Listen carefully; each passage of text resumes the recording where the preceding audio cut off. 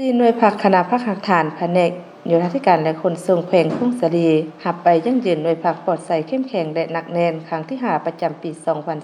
2024ตอนเช้าวันที่7พฤศจิกายน2025นี้ที่ห้องประชุมแผนกโยธาธิการและขนส่งแขวงทุ่งเสลี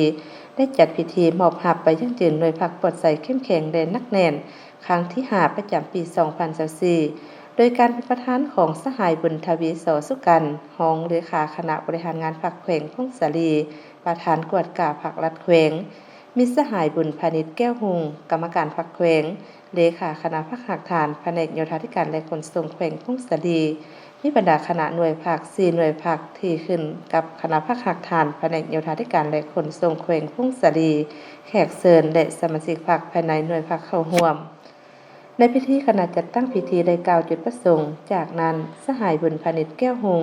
กรรมการผักแขวงเลขาคณะผักหักฐานแผนกโยธาธิการและขนส่งแขวงทุ่งเสลีได้ขึ้นผ่านบทสรุปการก่อสร้างหน่วยผักปลอดใสเข้มแข็งและหนักแน่นและผ่านทิศทางแผนการในต่อหน้า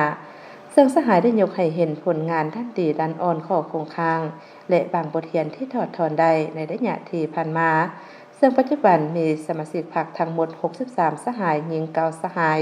สำหอง2สหาย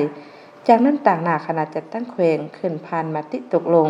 ว่าด้วยการอนุมัติมอบใบยั่งยืนหน่วยผักให้4หน่วยผักคณะผักหักฐานแผนกโยธาธิการและขนส่งแขวงทุ่งเสลี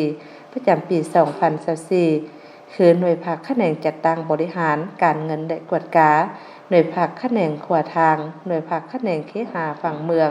และรัฐวิสาหกิจน้ำประปา